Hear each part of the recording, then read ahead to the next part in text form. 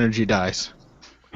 Connor is starting the show claiming the energy has died, which is a complete fallacy, and we will prove that because we are all emphatically inspired to speak to you today about the Ultimate Fight Night 64 CroCop versus Gonzaga 2 fight card. We're not really, at least I'm not. But beyond that, these two gentlemen are not only knowledgeable, but they're chipper today. Of BloodyElbow.com, Zane Simon and Connor Rubish, say something. So chipper. Something. You See, that's what I'm talking about. Don't say anything else. That was perfect. All right, we are all business today. That's the point where you go all like Bill O'Reilly and just cut Zane's feed. I've had it. First word out of his mouth. I'm done with Zane. That's it. All right. What is it? Face punching, fighting, Poland. Krakow. This Krakow. This entire card is on UFC Fight Pass. Okay. On the subject of Polish pronunciations, which we were talking about before we began recording, is Krakow actually Krakow? Yeah. Oh my god. After we had a lengthy discussion on Polish pronunciations, which is, as usual, our best material of the show, and now we're just going to come on here and like dribble nonsense. That's going to be boring. But I decided, I summarized from all that is I'm going to fuck every name up here, and I'm not even going to really sweat it a whole lot. I hope you guys forgive me and viewers. I think we should start with the easy ones, fuck those up, and then when we get to the really hard ones, we'll set the precedent. Like we can be like Roquele, and then by the That's a good one. I don't know if I can even be that selective. I think I'm going to take a bad run at about every one of them here. But either way, let's start out. Overall thoughts on the card, gentlemen? It is a card that you should only watch if you are a hardcore fan, or not even if you're Polish, because they really didn't do a very good job of stacking this card with promising Polish fighters. It's basically, as we said before we started, like it's a lot of guys who will probably make decent careers for themselves in a couple years. A lot of guys who have a good chance of sticking around, but not a lot of guys who are set to impress you right now, or who you should necessarily care about right now. So if you're a hardcore fan and you get some enjoyment out of coming into a card 2 years later and being like, I saw this guy's first fight, then it's for you. But otherwise, it's not a great card. Before we switch over to Zane Connor, I find myself again fixated by your perfect Superman curl. Is that just natural, or is that? This is just natural. Here, I'll highlight it. I like it. Well, no. If I pull it down, I can do like a Glenn Danzig sort of Misfits sort of look. Here we go. Oh wow, How's that? That's special. Oh. I'm sorry, Zane. Your thoughts? You know what? That just like erased my mind. That's like the little quickie thing in Men in Black, and now I'm just like, wait, what year is it? I like to play little mind games with you guys to throw you off. But no, it's a card. I expect it to be a fun card. It's not a meaningful card, but I'm looking forward to it just for like the aspect of early morning MMA, waking up and watching something that's going to go quickly. And I don't see a lot of fights on this that should be hopefully really bad. There could be a couple stinkers, but I'm hoping that it should be mostly like the unknown guys really scrapping it out for a chance at something better. And here's the thing. I think I agree with you, Zane. I think for the most part, like stylistically, these look like some decently fun fights. And it's a Fight Pass card, which is the main saving grace here, so it's bound to be very quickly paced. So I think that it should probably be an enjoyable card. If you got nothing else to do on a Saturday night, this is at nighttime, right? There was some confusion. Oh, Saturday morning, even better. So this is a great way to start your Saturday then. Morning cards are great, especially when you don't really care about them that much. Well, you guys are all on East Coast time, right? I'm Yes. on West. Oh yeah. Mm-hmm. So it seems like everyone enjoys the earlier shows, and I absolutely do. And I thought maybe it was an East Coast thing. We don't always like staying up until midnight or 1 in the morning. Why do you think that is? If it's not an East Coast thing, like, is it Well, the MMA West Coast, they don't. The only reason we stay up till 1 in the morning on the East Coast is because on the West Coast they get to end their cards at like 11 p.m., which is great. Yeah, I just like it because I like having the rest of like it feels like if a UFC card is on a Saturday morning, suddenly I have the rest of my weekend free. Yeah. You know, that's the thing to me. Is it's like, hey, I can write up some post-fight stuff, maybe grab an article on Sunday or something, but I'm no longer, it's no longer like a build up to Saturday night and then working Sunday morning, and then I have like a little bit on Saturday morning and a little bit on Sunday night free. Saturday morning is perfect for fun fights. It makes it a great way to start off your day. Like, not hugely important, but entertaining fights. Fight Pass cards, perfect for Saturday morning. Saturday night is good for really, really big fights, because then you get to enjoy spending all day looking forward to it. But I don't want to spend all day not looking forward to CroCop Gonzaga 2. So... Yeah. I dig that logic, especially that Saturday night seems destined for big fights. And the only other thing I could come up with, maybe it's a little like nostalgia, but when I couldn't always stay up late, do an overnighter, and catch a Pride, I always enjoyed waking up the next day and like blinding myself from the underground to not see results, but then to go like wake up and watch all the fights. So I still do that. I watch a lot of events Sunday morning, and it's very enjoyable. All right, so let's kick this thing off. I literally have to count 1, 2, 3, 4, 5, 6, 7, 8, 9 fights on the preliminary card, even though this whole thing is on Fight Pass, but I guess we're just going to have an imaginary barrier between them. I think that's one off, but yeah. Looks just like 8 on the UFC page, which is... And another thing we were talking about both before this show and Zane and I were talking about yesterday, what seems like should be a simple and obvious thing, like what is the fight card, what order is it in? Sometimes that can be difficult to find. The UFC's isn't always exact, and then there's a bunch of other sources out there, so bear with us on that, but we can kind of guarantee all these people will be fighting in some semblance of order. First up, I have Yeltsin Mazey versus Damien Stasiak. Zane already disagrees. That's strike 2. Yeah, I think it's starting with Rocky Lee versus Taylor Lapilus. Or if I'm going off my terrible name pronunciation for everything, Rocky Lee versus Tyler Lapilus. No, Tyler Lappy. Taylor Lappy. And I thought it was weird that Mazey would start up. Sorry, so we'll talk about that one second. That was just a little teaser. Is it weird that Mazey would start a card? It's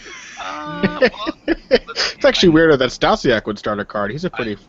I know his name, and I can remember some of his fights, and we have a couple others on here that I can't quite say the same about. But either way, Zane, start us off. What are we talking about? You name it, man. I switched around to... Lee Lapilus. Okay, let's talk about Lee Lapilus. This is one of those fights, like... I have no idea what to expect out of Rocky Lee. I kind of make it a personal point of pride to not watch film on international tough guys before they get to the UFC, because I don't think that's a good use of anybody's time. You know, this is tough. Rocky Lee is a tough China washout. So that right there sets an incredibly low bar for his ability. He's been out for a long time. You know, Tough China was a while. This is his debut a while ago. Lapilus, he comes off the French scene. He was supposed to fight Dennis Seaver as a late notice replacement last year. That was the fight that Charles Rosa ended up getting because the Swedish Athletic Commission said that Lapilus wasn't good enough to fight Dennis Seaver, and that was actually a pretty good decision by them. Lapilus... The French scene doesn't allow ground and pound, so Lapilus's game is really not set to strike on the ground or defend strikes on the ground or work on that. You know, he's not a great grappler. He's a really like submission over position grappler, but he's a really solid striker.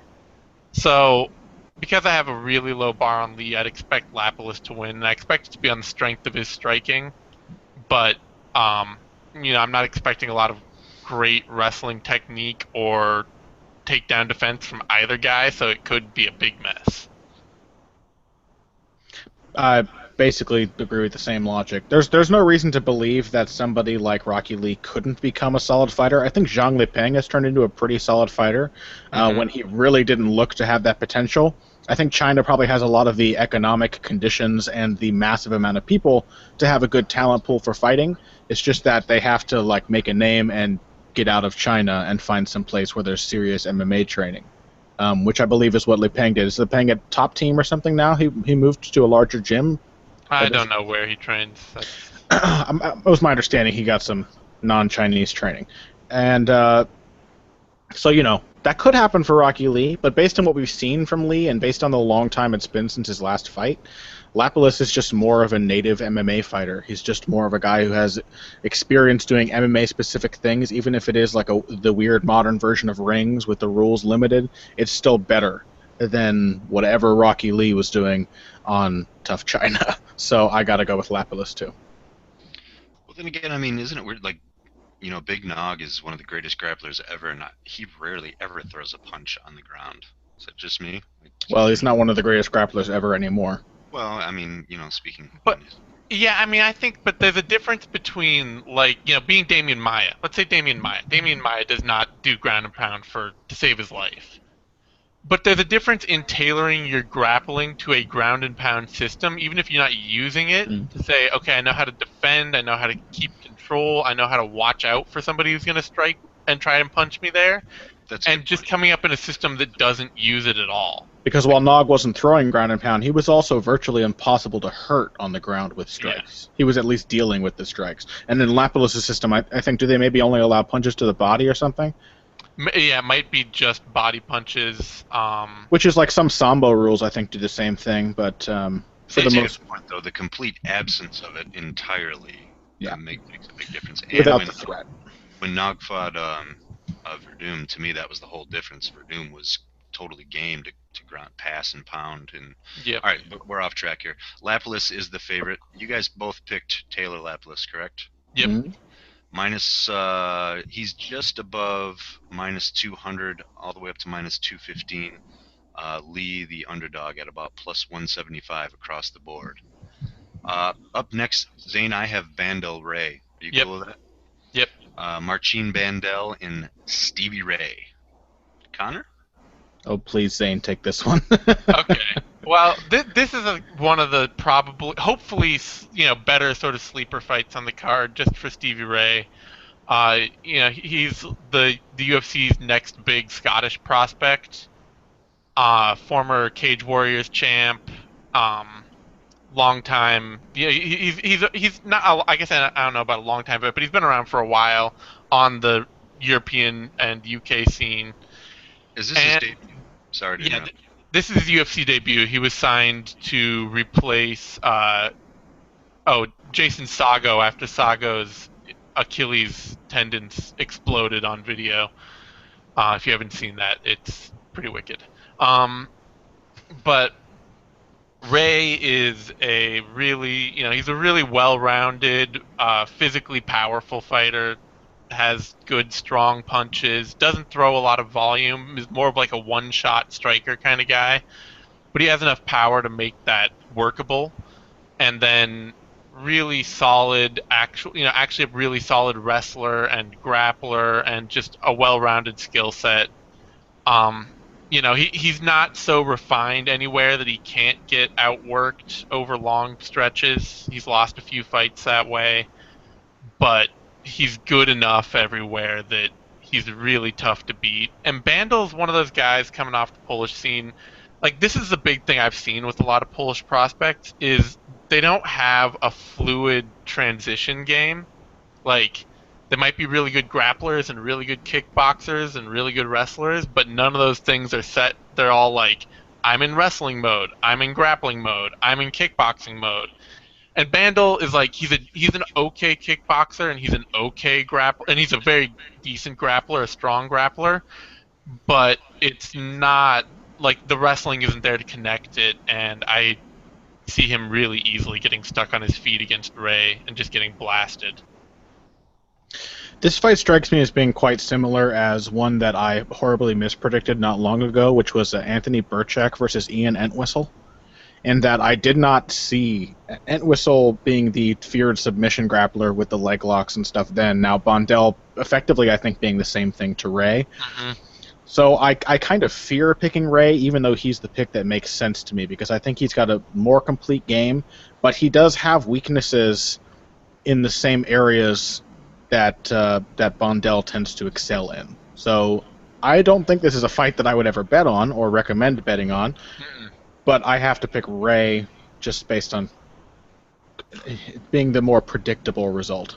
Well, I think too the thing with that Ian Entwistle comparison is then is Stevie Ray Anthony Berchak, or is he oh god, who did Entwistle fight in his debut? The guy that elbowed the hell out of him. Yeah, Daniel Hooker. Daniel Hooker. Because Yeah, I remember Connor. you have in that sense, you have two really similar matchups between Berchak and Hooker. I mean, they're not the exact same fighter, but they're both guys that would be like, oh well, you don't want to grapple with Ian Entwistle. And Hooker just mauled Entwistle. That was not a close fight at all. And I kind of see Ray as more in that mold. Or like Mirsad Bektic's last opponent. Same kind of matchup. Yeah. But obviously Bektic more of a ground specialist, but because Ray has a lot of experience as a pretty powerful fighter, and so I would be surprised if he just let himself get pulled into a really easy sub. I mean, his last submission loss, he's lost a few times by submission, but his last one was a 4th round sub to Ivan Buchinger, or Buchinger, and that's nothing to be ashamed of. Either way, that clash of styles often actually makes for an interesting matchup. It looks like Stevie Ray is the solid favorite, -175, almost as an average. Bandel, the underdog, at about +150 across the board. One site has him at +130. Again, as always, we use best fight odds for all of our betting odds here. Albu Badrack, is that what you have up next, Zane? Yeah. Alexandra Albu versus Isabella Badarek. Heart says Connor, head says Zane. Go ahead, Zane. I could have done this one. Connor, please go. You should have trusted in me, Coach. Well, you heard the hard thing. I think this is a pretty interesting fight. I'm pretty interested in all kinds of fights at women's strawweight right now, just to see that division fill out. Just because there's just such a vastly superior amount of talent there, from what we've seen so far, to women's bantamweight, which is like a ghost town.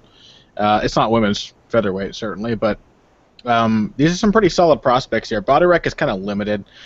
She's like a Robbie Peralta type fighter, where it's like she's athletic, she's strong, and she's fierce. She has a natural sort of fighting mentality, so she's not afraid to trade and to swing bombs at you. Albu probably has more upside, but I'm not exactly sure that I think Albu's ready to fight Badarek. And Badarek is pretty big and strong, and I don't know. I find it hard to imagine Badarek being knocked out by Albu, who's, got some knockout wins, but I don't know. I guess I keep going through these patterns where I predict one fight and then I'm terribly wrong, and so then I go off of other ones. And so I remember when I picked Rose Namajunas to beat Carla Esparza, and I was like, oh, well, she's going to be in there a long time with somebody who's a good finisher, and Albu's a good finisher. But for an inexperienced finisher versus a slightly more experienced and bigger and stronger grappler, I feel like I have to take the grappler. I have no idea what to expect out of this fight. Because, Albu only has one pro fight, right? Or am I missing? Does she have more than that? UFC has her as 5, but okay. Let's see. Sherdog only has 1, so you never know with the UFC's records. The UFC's records are actually usually the most accurate, I find, because they have the fighters self-report. I have found the opposite, actually. Yeah, I've often found some fake ones thrown in there too.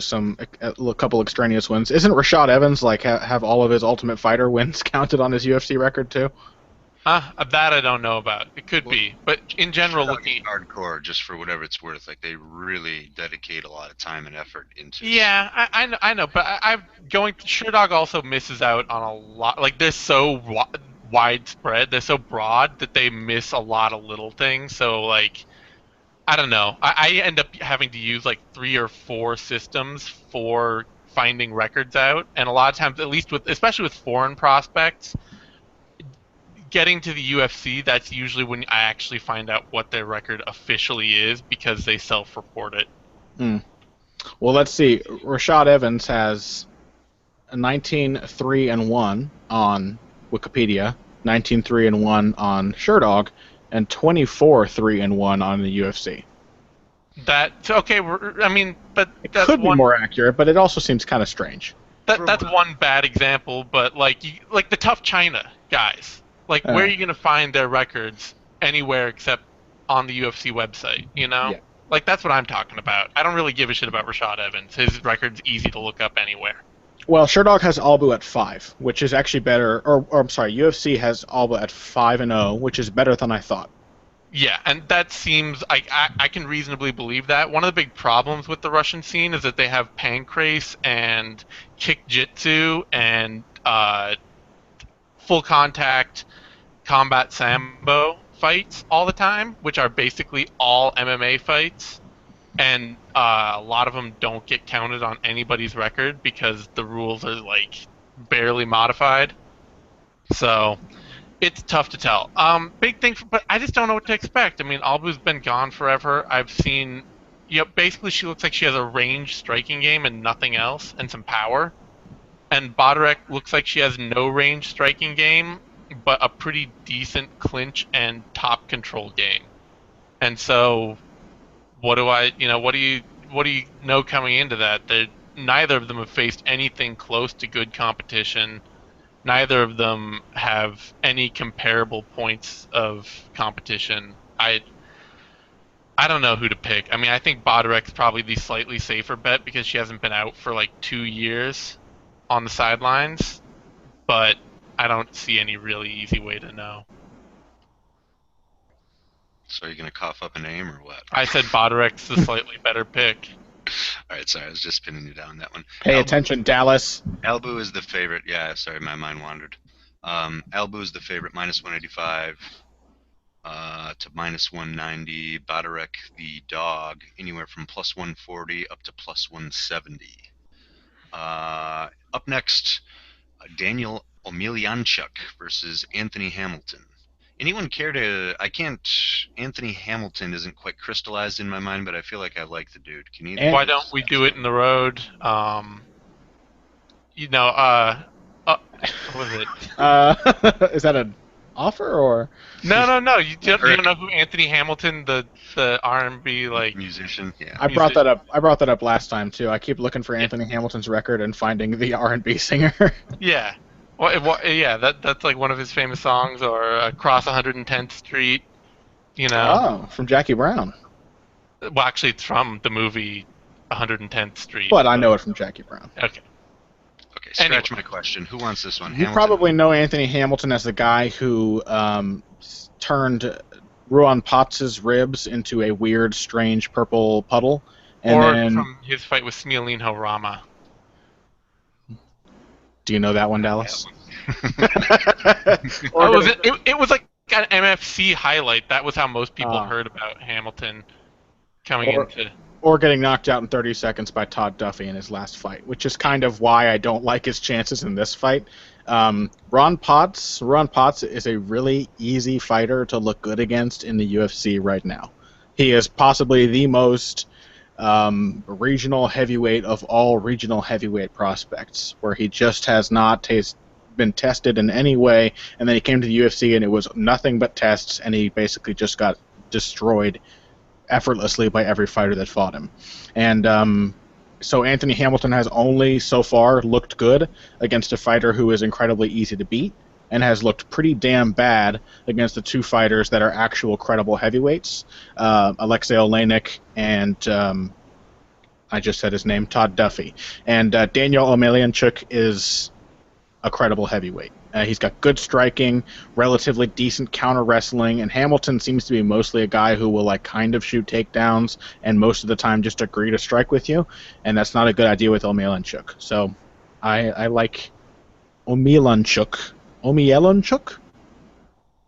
Can I pronounce it deliberately badly so I don't embarrass myself? I like Danny Omelianchuk. I thought you were already doing that, actually. That was my best effort. I like him by knockout. Zane, before you go, is Omelianchuk, does he have a little bit of karate flavor, or like some high kicks in there, or am I totally off? I kind of think of him more like your sort of standard kickboxer, like volume kickboxer even. Like a guy who is at his best when he's just right in front of you, peppering out little short combos. Which is rare for a heavyweight, am I right? You know, you Yeah. don't see a lot of volume. I mean, you can have. He's a pretty solid boxer for heavyweight MMA. He's pretty decent. Yeah, He uses his feet too, though, right? Like a solid. It's rare to have a heavyweight kickboxer that's not a K1 crossover or whatever. well, he reminds me of like Ruslan Magomedov. Not as rangy or as technical, but that similar kind of, not a lot of power, but a lot of stuff. And weirdly, because like I say, this is also a big thing with the Polish scene. Like he has a ton of submission wins. Like he's really a submission. Like that's how he wins his fights is by submission. But he doesn't have any of the connecting tools. Like he's kickboxing or he's grappling, and never the twain shall meet. Do we want to talk about whatever Connor just did, or should we just ignore I'm it? adjusting my legs, and I'm sitting here like an old lady with a blanket on my lap. All right. Anyway, I expect Danny O to win. Hamilton is no great shakes. He tends to tire quickly, and when he tires, he's chinny. And he's been cracked hard by Oleinik. He's been cracked hard by Duffy. Oleinik is actually, like, he's shown really pretty decent resilience, in considering that he got ground out by Jared Rosholt for 3 rounds and was still, like, willing to try to get in there and trade, and, that's kind of... And that he knocked out, not that he's great either, but that he knocked out Guillemino in the 3rd round, late in the 3rd round. So, like, he's at least keeping up his output late in fights and stuff like that. So I expect Oleinik to win, if nothing else, based on that. Danny O, the favorite, -148 to -160. Hamilton, the dog, at about +130 across the board. What were the odds there on Danny O? -155 to -148 to -160 in that range. Well, I like those odds. Yeah, it's not too bad, actually. Up next, I have Yeltsin Mazey versus Damien Stasiak. Zane, your turn. All right, I'm taking Stasiak here.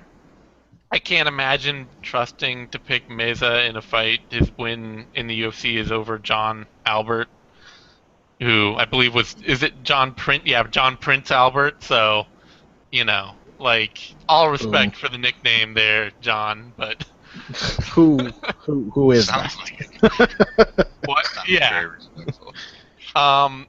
But Mazey is just like the most underwhelming fighter I can imagine. And he's been around forever, which is always weird to me for a guy that's like has that few tools. He's basically just a wrestler with some submission ability, but not much. And he's been around since 2006. I mean, he's well into his career right now, and he's not improved at all. Stasiak's got a long karate background. He actually just won like a major karate championship for like the European Karate Open. And he's mostly a submission artist in MMA because unfortunately he's kind of a karate traditionalist in terms of striking. His MMA striking, he's got more of like he's a little more squared in his stance. He kind of keeps his hips cocked back, but keeps his upper body squared. But not a power puncher. He's got great kicks. Mm-hmm. Ends up getting taken down and put on his back, or taking guys down and putting them on their back. Either way, offensive wrestling, not a lot of defensive wrestling. But he's a pretty good grappler when he gets either top control or off his back. Really smooth, solid positional control, great ground and pound. And Mez is just so underwhelming. So I'm taking Stasiak here. Mazey strikes and moves like a jiu-jitsu expert, which is why it's so shocking when it goes to the ground and he's not like an amazing jiu-jitsu ace. Yeah. It looks like you have no right to have striking that clunky and wrestling that clunky if you're not an incredible submission grappler, and he's not. No. And honestly, at this point, young in his career, Stasiak is probably already a superior submission grappler to Mazey, and he's got other tools to hold it together. I don't think he's probably diverse enough to just dominate this fight on the feet, because Mazey at least will stick in there. He's reasonably durable. He only tends to fold like a lawn chair when Chad Mendes hits him, and I can't fault him for that. But, as Zane said, Stasiak's got the advantage at range. He throws really good kicks, Lyoto Machida-esque long-range round kicks, or like Anthony Pettis' round kicks. Hands are whatever, but as a submission specialist, he's very, very dangerous. And how many of his fights has he finished by submission? Most of them. Let's see. While you're looking it up- 63%. He's got a 63% submission ratio. What were you saying, Dallas? Just while you're looking that up, I liked how you opened that with kind of a subtle burn, like he strikes like a jiu-jitsu specialist. I don't mean to like disrespect him. I'm just saying you watch Yeltsin Mazey fight and you're like, okay. You watch him and you're like, he must be good at something, and he's not really. It just, Mazey is probably not long for the UFC, and he'll probably be a guy that has a decent enough name that people can get wins over on the regional scene, and he's got enough experience. He certainly had a lot of fights that he will still trouble people who aren't ready for him. But against a guy like Stasiak, who is a pretty hot prospect, I don't like his chances. So I basically figure he'll get outstruck at range on the feet, and if it goes to the ground, whether it's Mazey or Stasiak who takes it there, Webster's got the advantage. Well, So Mazey's a pretty decent wrestler, am I right? he's okay. He's okay. Credential-wise, I mean, wasn't he? Isn't he out of one of the Arizona teams, Power MMA, maybe? He's MMA Lab. Or MMA Lab, right? Okay. So Stasiak is the favorite, minus 130 across the board. Meza about plus 100 to plus 115 is the underdog. At the very least, you could say that the fact that he's out of the lab under John Crouch is good for him, because Crouch is a pretty good strategist. He game plans pretty well. But, Stasiak, it's not his first time around the block, so I just don't see that being a big enough advantage for a guy who is, frankly, as underwhelming as Mazey. Well, and the Labs, I think, is credible. They've done really well, I think. Oh, yeah. Crouch is legit, and they haven't been around for eons and eons like some of the other teams. So, yeah, I definitely... His fighters just had a really good unbeaten run until the last card, as I think Zane pointed out on the hindsight. Was that you? No? No. Well, somebody pointed out that MMA Lab fighters were doing really well until very recently. Yeah, I mean, but still, the fact that for a newer team... They're good. They've done really well, and Crouch is legit too, so that does lend a little credibility. Up next, Sergio Moraes versus, I'm going to go with Mikel Lebout. Lebout. Lebu. I think it's Labu. Labu. We're embarrassing ourselves. Somebody talk about that. Oh, yeah. That's possible. Yeah, okay. That just happened just now. We've just started to embarrass ourselves, folks. For all of you at home who have been holding us in such high esteem, I know this was the end of the road. Yeah, I'll go. I'll take advantage of all the ones that I have anything to say about, so Zane can talk up first about the other ones. Moraes he's been out for a long time, hasn't he? Yeah, constant knee injuries and... Okay, so that's always a bad sign coming into a bout. Typically, I would pick Moraes to beat Lebout.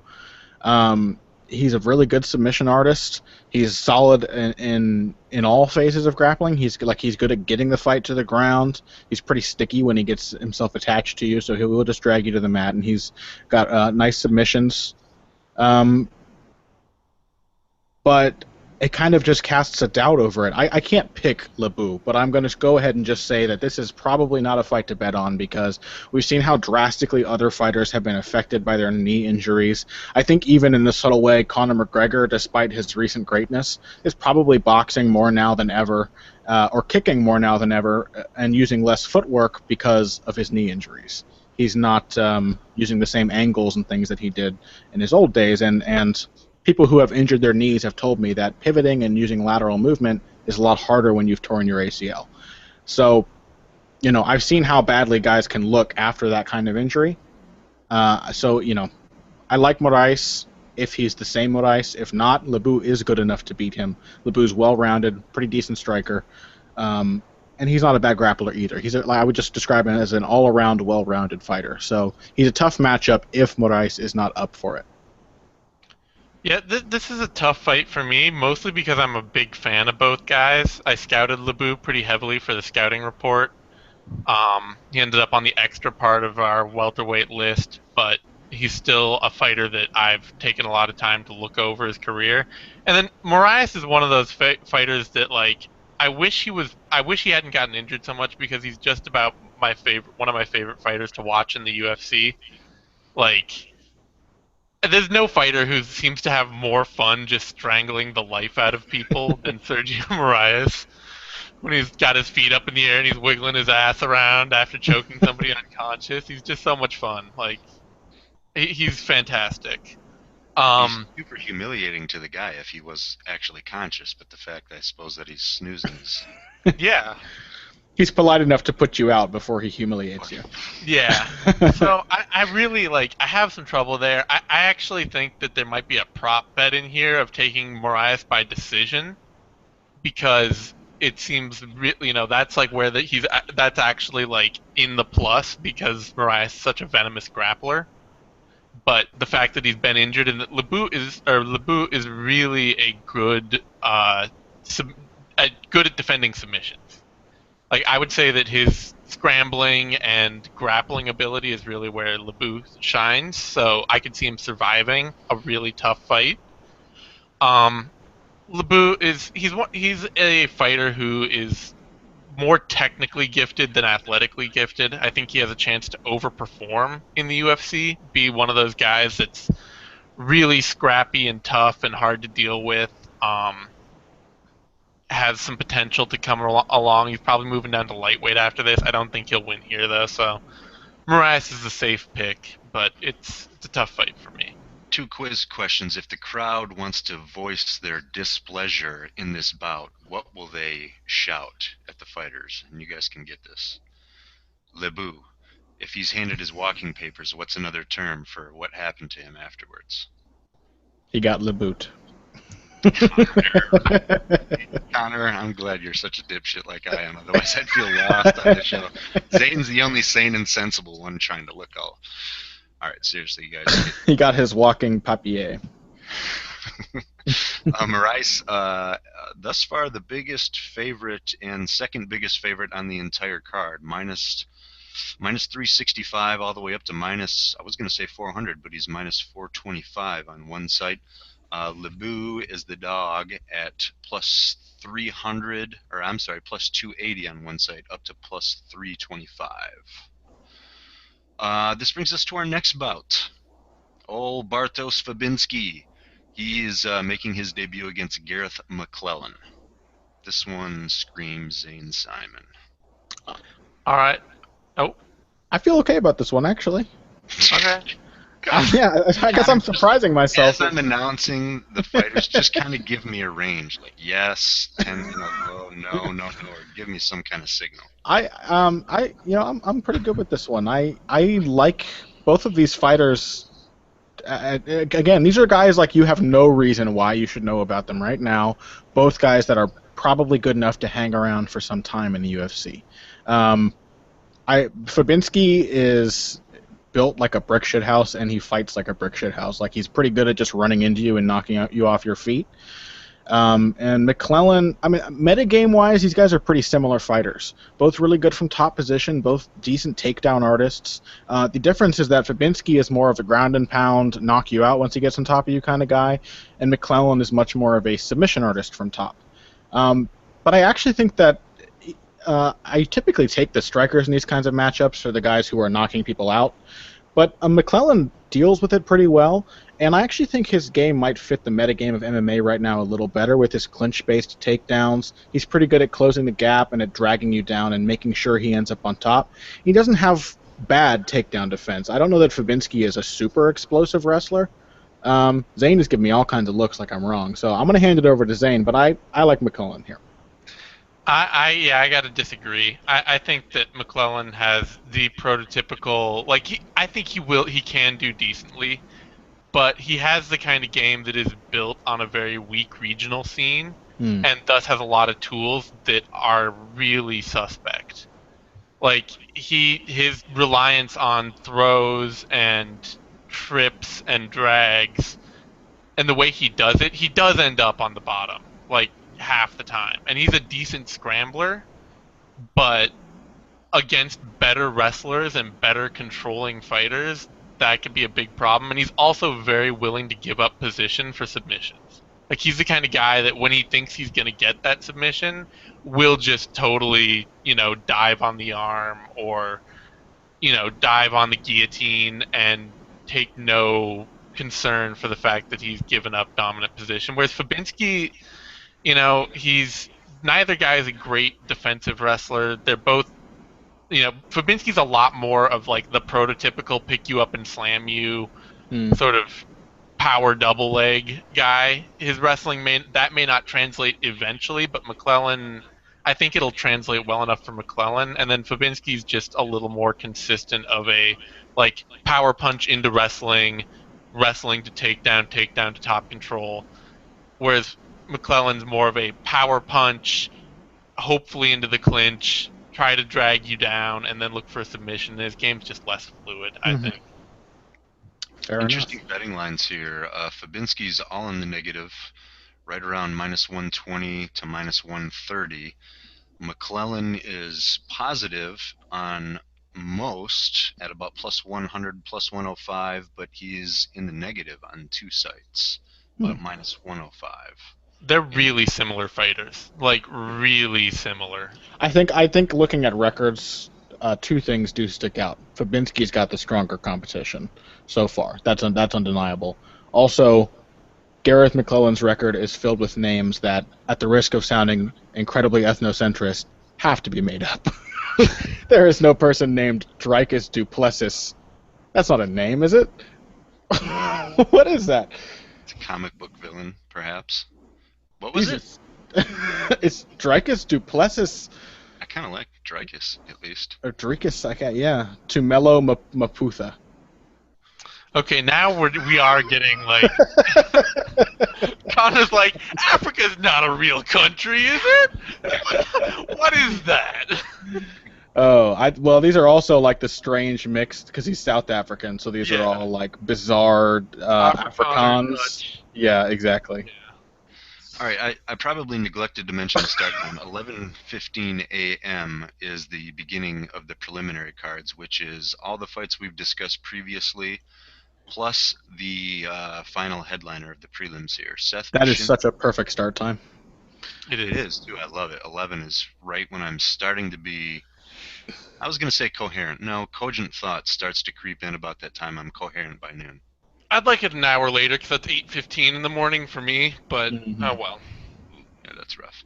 So, headlining the prelims, Baczynski versus Edwards. I think it's Zane's turn. Yeah, I'm going to start this one out. Connor's been stealing my thunder here too much. He's all like, I don't know anything about this card. Oh, no, I got this one. Thanks, bro. Anyway, yeah, this is a good fight. I hope Edwards wins it. He has the talent. He has the potential.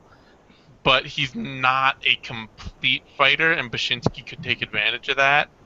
Edwards is he's got really slick striking, a lot of power, good accuracy, great athleticism, but he doesn't throw enough volume.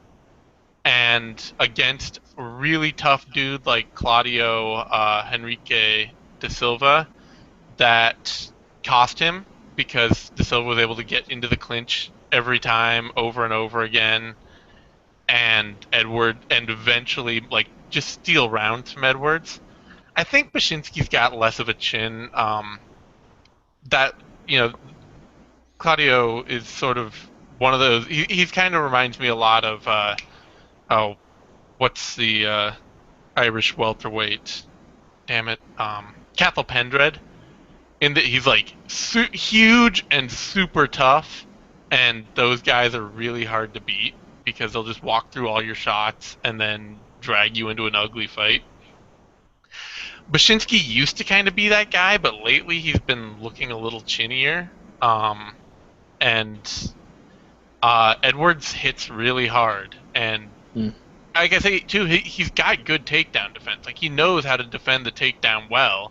It's just that in his last fight, he got sucked into it so much that he defended like, 7 of 12 or 8 of 12 takedowns or something. And those 4 cost him. And I don't know. I just think that Baczynski's not a consistent enough wrestler. He's not. He's a good grappler. He's a good infighter. But he's not so consistent there that I trust him to beat somebody who's much more athletic and who carries some real power in their hands. Yeah, I think maybe a couple of years ago, I would have seen this as like a nightmare matchup for a prospect like Leon Edwards, where a guy like Bashinsky, who is such a volume fighter, so aggressive and just so dynamic, just has that. He just strikes you as like a really good journeyman, a guy who has traveled, who has had a lot of fights and picked up a lot of tricks. It's very difficult to beat him easily, and it's very easy to just end up walking into something that ends up finishing you. Just very crafty and tricky.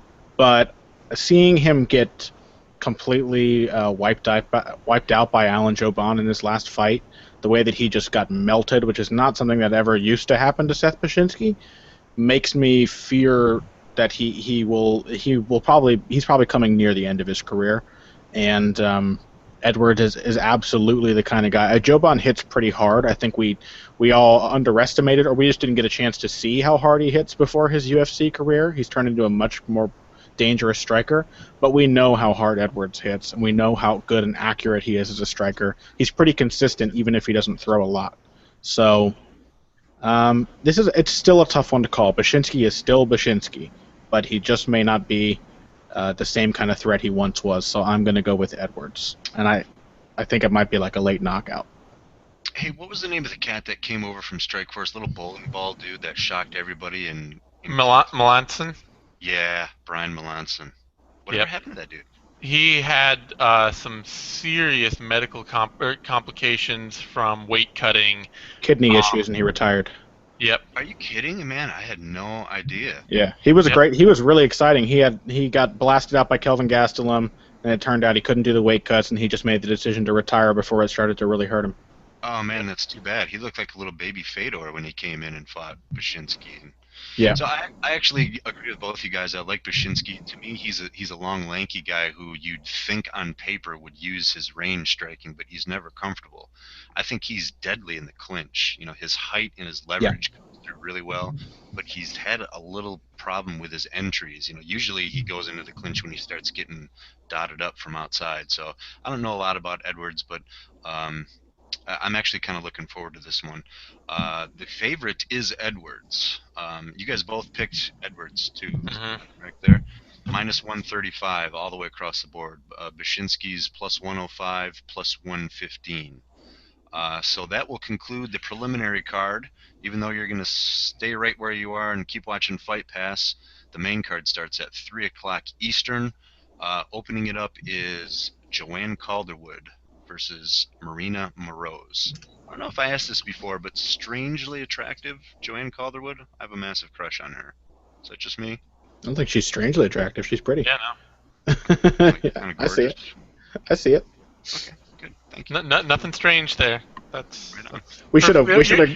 It's perfectly natural for you to be attracted to girls, Dallas. Zane, I think we should have gone the other direction on that. Dallas was looking. We should have just acted like Dallas was disgusting. Yeah. He was seeing something in Joanne Calderwood that every other male MMA fan doesn't see. I don't know. I'm not so the scene anymore. You guys are my only MMA friends, so thanks for being here. That's not funny. That wasn't a joke. All right. Hey, Connor. I want to talk about this fight, pal. Okay. My dear friend Pat Wyman described this as the closest thing to sanctioned murder that any fight organization would allow on Twitter, and I think he's probably right. Moroz has potential, but Calderwood is at the end of that potential line. She's shown what she can do. She's very dangerous as a striker. She's actually very well-rounded too. She doesn't really get enough credit for her grappling skills, but she's very solid everywhere the fight goes. And Moroz just doesn't have that yet. She has the tools to become a good fighter. She is athletic and she's tough as hell. And she seems to get a kick out of beating people up and hurting them. So that's something that makes for a good fighter. She has that kind of competitive cruelness that says she will be good down the line. But Calderwood's just a silent killer, man. She'll just go in there and just calmly knock your head off and then go away. And she's just too good for Moroz at this point. So I got to go with Calderwood. Yeah, Moroz is the kind of fighter that, especially you watch her early fights, and she's the fighter that's getting beat up for a round and a half before she armbars somebody. Mm-hmm. That's who she is. She's that, she's tough, and she'll go for really, she'll pull submissions out of nowhere, but that's like the lowest percentage style to have in MMA. You know, there's no strike. She can strike a little when she's faced with a much smaller opponent who has no interest in trying to do anything other than strike with her. Like if she can sit out at range against somebody who's small, she can punch a little, kick a little. But if anybody wants to, close the distance on her, get her in the clinch, just do anything more complicated than throw basic 1-2 kickboxing combinations against her. Her striking is really not there. Her takedown game is not there. It's really built around fighting much smaller, lesser competition. And she's just really raw. And Calderwood is going to beat the snot out of her. So question. I guess my question is, why isn't JoJo being kind of plugged into the contender ladder? On one hand, to me, I was thinking, geez, she needs to get some relevant fights and work her way up. But do you think there may be, I don't want to say protecting her, but giving her almost like one-off opponents and not making her climb the ladder so then she can build that streak and be due for? I think at this point that's what they need for this division, just until it gets a foothold. They had their first champion, and now it's going to be really hard for people to care about Esparza. Despite how good of a fighter she is, because people didn't like her on The Ultimate Fighter, which I didn't watch, so I didn't really care. And then she got completely destroyed by the new champion. So that's basically a contender that you never know. They think Henan Barao deserves a rematch against TJ Dillashaw, which is baffling to me because he got destroyed. But I think even the people who made that decision would struggle to justify an Esparza rematch with Jędrzejczyk. So I think they need all the contenders they can get until the talent really starts to flow in. Well, and the rumor going around is that especially because Gadella's out now with an injury, because I think it was expected, because Gadella was going to fight Aslan Daly on this card, and Calderwood was going to fight Moros. This makes sense then. They would have the next contender on the Polish card. Whoever looked better out of that fight would get the next title shot. And they're talking about having Jędrzejczyk in Poland. And the thing is that it's going to be Calderwood versus Jędrzejczyk headlining the Scotland card. Okay. This summer. I think that's the plan. But that way the Polish fans have at least some way of knowing about the contender, because they don't really. Jędrzejczyk was recently saying how the Polish fans love MMA, but they're like all into like Uplot and KSW. Like they don't really know the UFC. So. Yeah. So I think that's the plan. And that makes sense, too, so I appreciate the explanation. JoJo is by far the biggest favorite on the card, minus 505 to minus 600, anywhere in that range. Moro's the underdog at plus 400, or actually plus 375 on one site, plus 450 on another, so somewhere in that range. Up next, I thought this was a little weird to be on the main card, but Pavel Pavlik versus Sheldon Wescott. Connor, I was waiting for that sign. Zane. All right. Pavlik's probably going to get stomped here. He's another one of these Polish fighters that's, especially I think he's mostly kind of a kickboxing grappler as well. Especially, he's like a guy who likes, fights just nothing's really connected for him. He's the most Polish of all the Polish fighters you've been referencing all episode. Yeah, like nothing connects at all. And Wescott, he may not have he may not have the technical skill yet at all. He doesn't. He's not a great technical fighter, but he's super athletic, and he's got that natural back take to choke ability. Like he is devastating in scrambles, in transitions, because he's so athletic, just lightning fast. And go on, sorry. I was just gonna say, I think it's just a terrible matchup for Pavlik, and I think, Wescott all day. I think is this Wescott's? He's dropping to welterweight for this, right? Yeah, his career was at welterweight. He went up to middleweight for the Ultimate Fighter, and now he's back down. The thing is Pavlik, I mean, they're almost the same height according to the UFC stats. Wescott is an inch taller, but looking at them, Wescott must cut a lot more weight to make 170 than Pavlik does. He's very, very solidly built. He's gonna. I mean, Pavlik will. I expect Pavlik to kind of look like a teenager fighting against his dad in terms of build. So I don't really like his chances. Given and then added to the fact that he doesn't have the linked together skill set you would need to beat a raw but talented fighter like Wescott. He's just going to be in there flailing while Wescott just goes Donkey Kong on his face. So I think Westcott's a pretty safe pick here. And he's a substantial favorite, -180 to -200. Pavlik, the underdog, at about an average of +160. On to our co-main event, Jan Blachowicz versus Jimmy Manawa. Connor, I think you're qualified. This is a fun fight. This is one of the ones that you should care about. Jimmy Manawa, he had all kinds of shine from his first few fights in the UFC, and it seems like he just kind of dropped off the face of the earth after Gustafsson knocked his head off. But he is still a very good fighter. He's still one of the best prospects in the light heavyweight division, and I think he could actually still be like a consistent member of the top 10 given a little more time. The only problem is he's a little old to really be a true prospect, but it's light heavyweight. There are performance-enhancing substances out there these days that let fighters continue to late points of their career. I won't say if any particular fighter is using those things, but I think there is a very specific reason why all of the oldest fighters in history are fighting today and not 100 years ago, and it's not just nutrition. So I don't think that fighters fall off as soon as they used to. Manawa can keep going as a serious contender till he's 36, 37. He's got a few more years in the tank to start putting something together. Blachowicz, fun striker. I like Blachowicz' style. He doesn't have the kind of crazy power that Manawa has, but I think without looking at his record, I'm going to, without pouring through it right now, I think Blachowicz has a slightly stronger resume than Manawa too. But I would have to, I'm going to wait for Zane to confirm that. Yeah, I mean, Manawa's record going into the UFC was not great. He fought on UC MMA, which is great at getting guys fights, but right. It's not like he has wins over guys like Anthony Ray and Nick Chapman and Valentino Petrescu, guys that are like, they're solid building blocks for a career. Mm-hmm. But Blachowicz has, he had wins over Houston Alexander, Mario Miranda, Goran Reljic, right.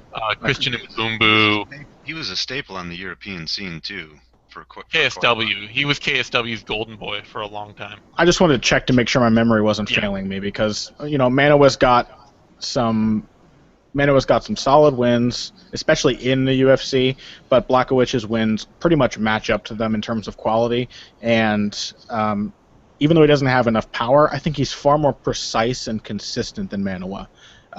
His problem is that he may not have the volume to make that work. Yeah. Manawa is a huge power striker. His kicks, his left hook, his left knee, like he's all off that left hand, and it's that weird orthodox lead hand, lead leg switch up that makes him so dangerous because it's very difficult to predict if it's going to be the leaping hook or the head kick or the left knee. So he's very, very dangerous for a guy like Blachowicz who is not going to be putting Manawa away. But the thing is, I think Manawa is actually pretty hittable. Gustafsson's not a huge power striker either. He has more power than he's given credit for, but Gustafsson was hitting Manawa pretty easily. Manawa was hitting Gustafsson too. It's a difficult fight to call, but that's why it's the most interesting fight on the card. I'm going to go with Blachowicz. I think he has more potential. I think he's got plenty of experience to deal with a guy like Manawa. He's dealt with, he had the easier version of a guy like Manawa, which is kind of somebody like Houston Alexander, who's like Manawa 10 years from now. So I like Blachowicz. I think he will pick up volume as the fight goes on, and he won't have much difficulty landing punches on Manawa, who is a little defensively porous. Yeah, I'm not sure. This is I'm pulled the other way, but it's a close fight. I think the big thing for me is I'm not sure Blachowicz has solved his problems, and like his fight against Dalir Latifi looked great. That was amazing, and the big thing he showed was takedown defense, and that's been his big problem. throughout is that not only was he a low volume striker, but he was a low volume striker with a really narrow base and an easy willingness to pull guard on people. Because I mean, like, you know, when he gets finish wins, like he has a few TKOs, but a lot of them are submissions. Like he's that classic Polish style of like, I'm striking or I'm submitting and never, you know, like nothing connects. That's Blachowicz is very much classically that guy as well. But lately, like that wider base, picking up, you know, being able to then pick your shots with the certainty that you're not going to get taken down because you're not putting yourself in that kind of danger does make him a lot more dangerous. But Manawa just like I think he's a lot. I don't know. He's one-dimensional, but he's also a lot better than he's given credit for, especially just as a raw athlete. Like, there were a couple situations where Gustafsson had Manawa down or, like, you know, on his back or something like that, and Manawa was basically just able to shuck him and just, like, get straight back to his feet. He's a really just incredible athletic talent. And at light heavyweight, I think that might be the deciding factor. It's just that power. If you got two guys who are both going to trade shots a bit, who are both going to take one to give one, I think Manawa wins that battle. So I'm taking Manawa here. Manawa, arguably, or in my opinion, I would say, you know, not maybe top one or two, but one of the better left hooks in the game right now. Yeah. Oh yeah. I think that in MMA he's probably got, you know, probably like a top 10 left hook in MMA right now. And I would even, I don't know, I'd have to weigh that up, but I would seem like he would be somewhere between 5 and 10. And just fighting anybody or sparring with anybody that's got a good left hook can be completely demoralizing. And when it's a power left hook, I mean, that can really, really like fuck with you with everything because they can uncork it and it'll be zooming over your shoulder before you even know what's coming on. So. And it seems like Blachowicz has done a little bit better. I actually followed him a little bit on the European scene coming up. Yeah, but I just think it's a tough matchup for him. And again with Manawa, I mean, we're talking about Gustafsson here. You know what I mean? I think Gus has proven to be top talent in the sport. So I do agree that, you know, Manawa did have a lot of hype, and now that's perhaps unfairly. He's been out for a while, but I do still think that he's legit. He's got a lot of potential, and even if he doesn't, he's the kind of dude that he's going to put on an exciting fight every time. He's favorited minus 160 across the board. Blachowicz, the dog, at about plus 130 to plus 140. The big hurrah, the rematch, Gabriel Gonzaga versus Mirko Filipovic, a.k.a. CroCop. Why do you guys think they brought CroCop back and signed this one? So that Bellator could not have him. Yeah. Right. Pretty much. Because I think he would have happily gone to Bellator, and I think Scott Coker would have treated him well. So. And people would have watched it, too, you know? Yeah. Yep. Especially on free TV. Like, CroCop is the kind of guy you would watch on free TV. Absolutely. All right, who wants to start this one off? I feel like Zane's due. Let's be honest. Go for it, Zane. We're both just going to be depressed. So. Yeah, Gonzaga to me seems like the fighter with more in the. He's the fighter who. I mean, both of these guys are past maybe the point of sense in their career. Like they're not, you know, they're no longer peak talents. But Gonzaga seems like to me the guy who.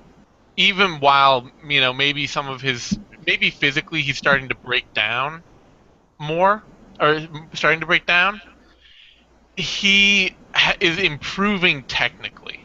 Like, Gonzaga actually looks like his boxing has gotten a lot sharper and a lot better just recently. Like, that Miocic fight, he was doing really well right up to the point that he broke his hand. And then, you know, things kind of started to fall apart. And, you know, the Mitrione fight, even, you know, there he looked decent, but Mitrione's just a, you know, not younger literally, but younger physically in the sport with a lot less wear on him and a really powerful puncher. Like Mitrione, you know, it's just one of those things where it was not going to go well for him. CroCop is not that guy anymore. Not only is he physically degraded, but his technical game is not improving at all. And I just don't, you know, I don't think CroCop, like, I don't think he has anything to offer. He's a fun fighter. He's worth watching, but I don't think he's got anything to offer the top 10 at this point. Gonzaga is still a tough fight, so I got to give it to Gonzaga here. It's a tough call. It's a tough call mostly because I don't want to think about it. This fight is just incredibly depressing. Gonzaga was the guy with all the potential a few years ago, and it just fell to pieces. And CroCop was the guy who was supposed to take the UFC's heavyweight division by storm, and it fell to pieces because of Gonzaga. So, and also maybe just because CroCop was nearing the end of his prime and couldn't handle fighting in the octagon. Thing is, CroCop has never looked like CroCop in the octagon. Whereas Gonzaga has had his impressive performances happen in the octagon. It's much easier to look at these two guys and believe that when it comes to UFC fight, Gonzaga's got the advantage. And I agree with Zane. I thought he was actually winning the striking exchanges against Stipe Miocic before breaking his hand. The problem for Gonzaga always seems to be this weird kind of mental lapses that he suffers, whether it's because he's worried about his hand being broken. What did he break, his left hand? It's something, I don't know. And then he just started winging bombs. Like, he was showing some good striking and then just started winging punches. When before that he had been countering with kicks and punches really well. And so, then in other fights, if I look at Gabriel Gonzaga fights, I will immediately be reminded of mental lapses. Let's see what we have here. Gabriel Gonzaga versus Matt Mitrione. What the hell was happening in that fight? That's the thing. This is kind of the fight that makes me feel like CroCop may have a better chance here than advertised, because Gonzaga seemed clueless against the southpaw punching of Matt Mitrione. Like, he really looked bad in that fight. I thought, all the improvements I thought I saw against Stipe Miocic just kind of weren't there against Mitrione. So it's really tough to call. Just for the nostalgia pick, I'm going to say CroCop. I think this fight is more competitive than it has any right to be, and every bit as depressing as we think it is. So I'm going to go with CroCop because I think CroCop getting a win over the guy who basically derailed his career would be the best possible outcome of this fight for fans. Left high kick. Which won't happen, but it could be a left straight, and that's pretty much all CroCop really has left, but he still packs a punch. He's still, Gonzaga's... That's all he throws anyways.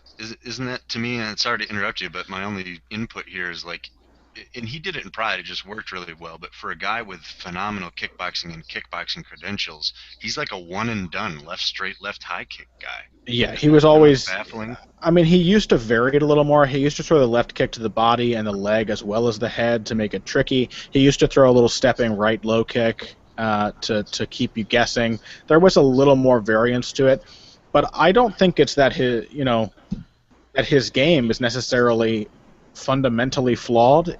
He's always was going to struggle with guys who threw more volume than him, and he did. Guys that's how Fedor beat him. He threw more volume. But I think he just started to fade. I just think he doesn't have the reflexes and the timing anymore to make it happen, because he used to be laser accurate with that left hand and with the left kick. His timing used to be perfect, and now you can tell when the kick is coming, and you're already moving your head by the time the left straight is coming towards your chin. So, well, that's what I was going to say. If you're only throwing a left straight and a left high kick, then after a while, people know to watch out for it. And you've got to be really in peak athletic form to keep doing it. So, yeah. But I'm going to pick CroCop. I don't think Gonzaga has any upside really at this point. Zane phrased it perfectly when he said he has a little more left in the tank, which does not imply that his career is bound to kick off after a win here. So I'm going to pick the outcome that I...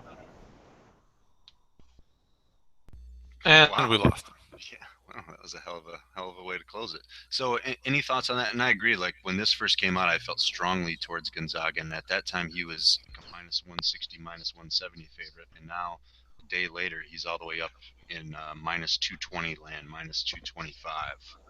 Yeah, I need CroCop. I need to see CroCop. CroCop's at the point in his career, and I know he beat Satoshi Ishii, but I think that's just kind of damning on Ishii's part.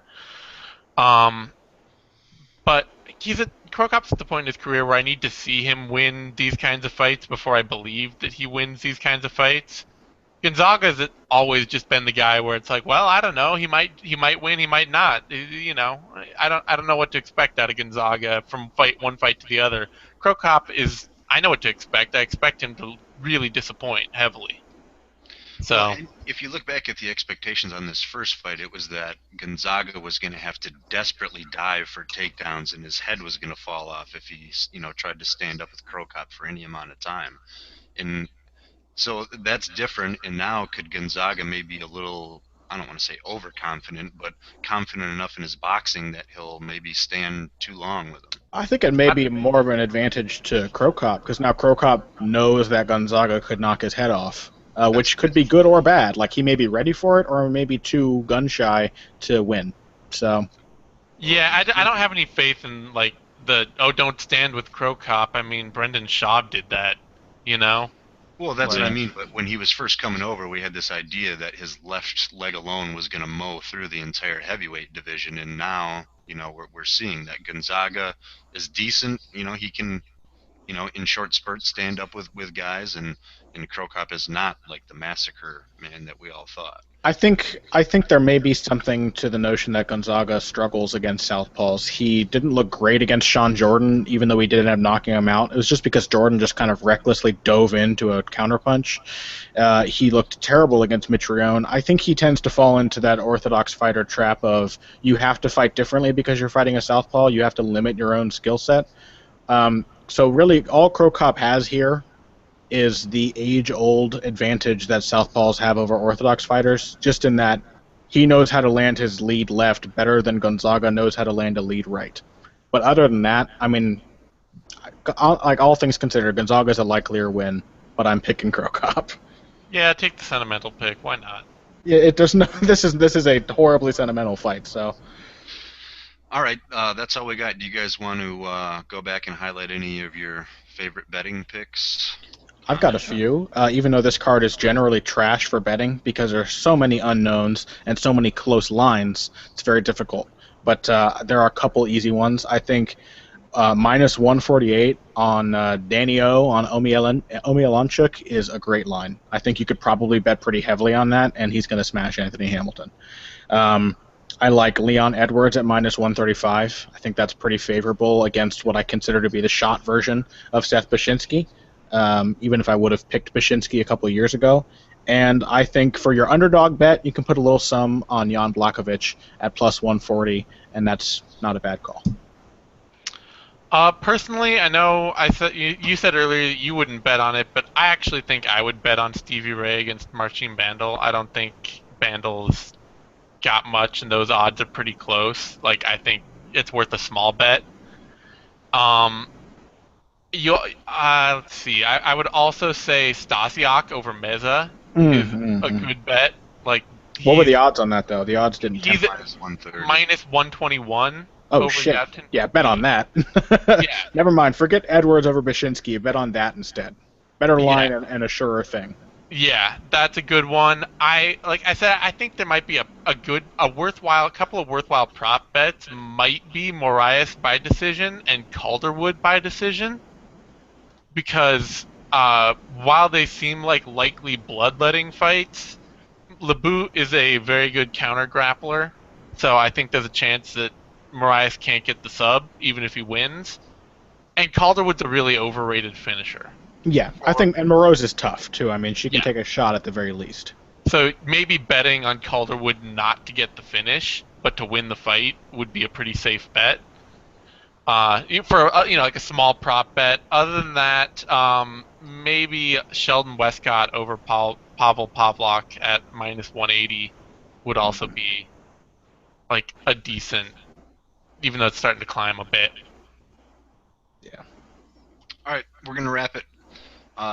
Thanks for watching the show, and we were kind of, I was gonna say morons. We were even more moronic than usual because I kind of bummed everybody out on one of my cats is dying right now, and so you gotta tell everybody. Everyone's gonna be bummed now.